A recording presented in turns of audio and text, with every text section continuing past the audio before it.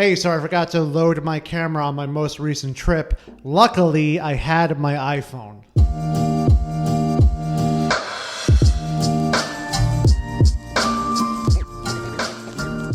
Hey, what's up? It's Ryan, and this weekend we went up to this really beautiful place called Hook Mountain. I did keep calling it Hooker Mountain though, just so you know. And I decided I was going to shoot my first ever roll of Ektar 100. I heard a lot about this film, how it has low grain, really good contrast, really good saturation. So needless to say, I was pretty excited to shoot it. So we walked around the park for a while, up some trails, along the Hudson River.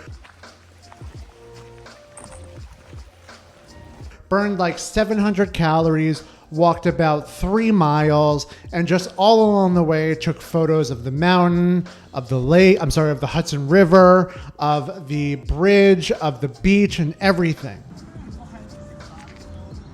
So then we got back to the car and opened up my camera, and lo and behold, figured out and saw that I did not load my camera. The roll of Ektar was sitting in the trunk right next to me, still in the box. I had just forgot to load it. Luckily, I had my iPhone 11 Pro Max with me, and this actually video is going to be more about now what I think of the photos I got from my iPhone and how good they came out with the 3 different lenses that are on the Pro Max. Real quick warning, I do work for Apple, so no way in any stance is this sort of sponsored by Apple or anything like that. This is my honest review, though it will be on the more positive side because I like my job. With that being said, let's get back to the video. So I have the iPhone 11 Pro Max with 256 gigabytes of storage, so more than enough room to save video and photos. On the back, there are actually 3 lenses. One is an ultra wide, one is a regular wide, and one is a telephoto. The regular wide is equivalent to a 26mm lens with an f-stop of 1.8, so you can get in close and get those really good shallow depth of field right straight from the sensor. Then the 2x optical zoom, which is equivalent to a 52mm lens, and 2x optical zoom is actually an f.2 aperture. And then finally, you have your ultra wide lens, which is pretty wide and comparable to a 13mm lens. These are all on like a full frame sort of camera. So needless to say, you run basically from 13mm all the way up to 52mm. So you have a nice in between there, and it really shows in some of the photos.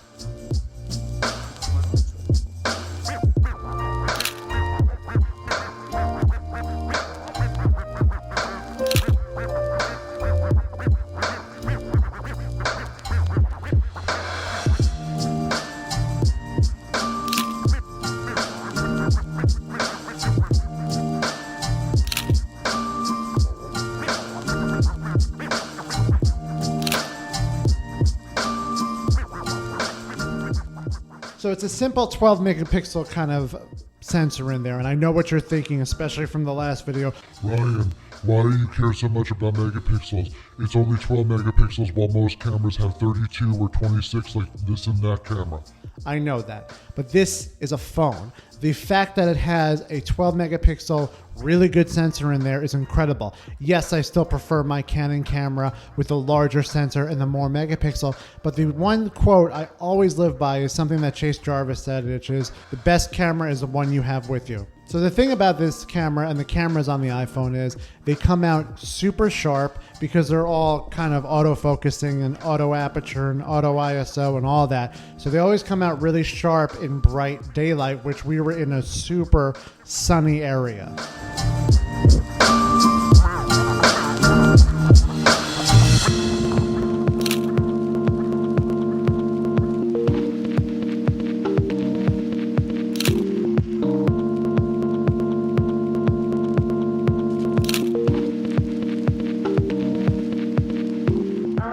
And they come out well saturated, but they tend to be on the cooler side, so you will have to warm them up in post. And when in shots like where we were, like a couple of shots that had a lot of green in it, like the trees and the grass,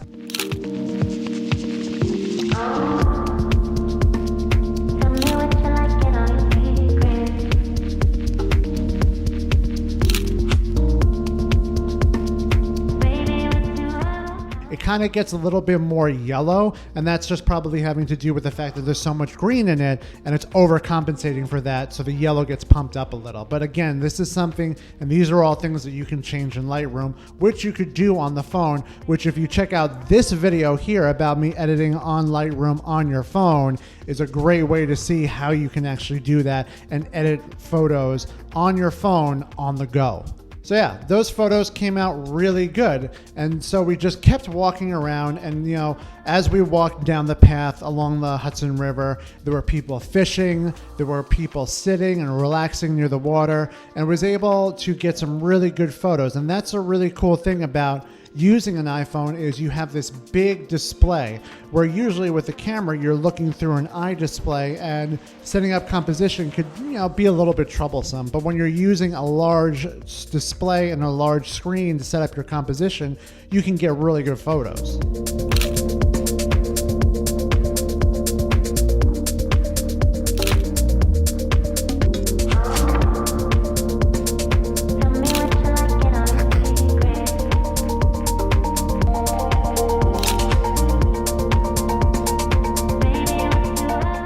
And then one of the last things that I really enjoy on this phone is portrait mode.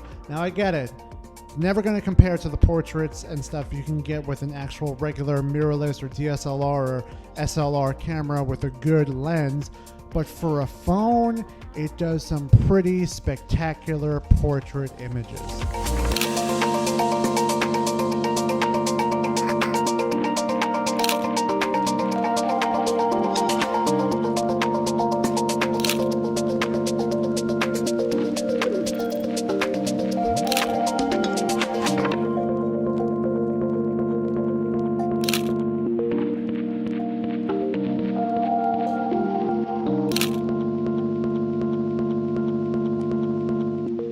And then last, I mean, even though I do, you know, all the video, all the B-roll I do for these photos and for these videos are shot on my iPhone when I'm out shooting photos and in the field and doing things. I shoot them all on this phone. And I shoot it in 1080, though you can shoot in 4K, but I like to keep all of my resolutions the same.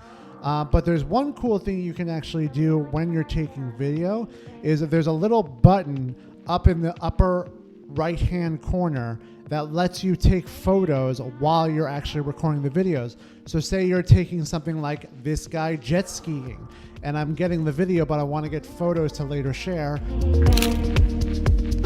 Or maybe even like a video like of this deer that we found.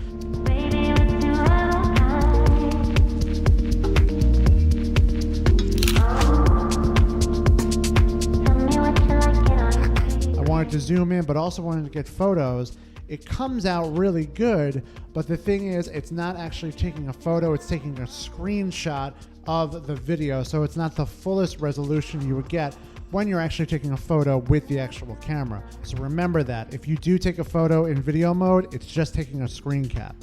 But that was really it. That was the rest of our day. You know, we walked around a little bit more, took a couple of more photos, found this really cute dog playing in the ocean with his owner, and took a couple of photos of that.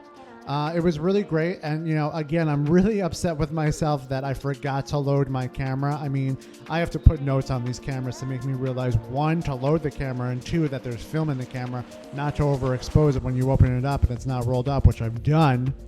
But it's just really great to just have a really good, decent camera for Instagram and for Facebook and for just life in your pocket. I mean, these things are getting pretty goddamn close to being comparable to our DSLRs. Though our full frame cameras and our 35mm and medium format cameras will never be beaten by these phones, it still just shows that technology is getting pretty good, and these things are great to have for those moments when you forget to load your camera. So those were the photos we took. I hope you enjoyed them. Leave a comment below and tell me, do you ever take really good photos with your phone? Share them. Let me know what you do. I'd love to see them and talk to you about them. Let's start a conversation. And then finally, thumbs up, like the video, subscribe, set notifications, and I'll see you in the next one. Later.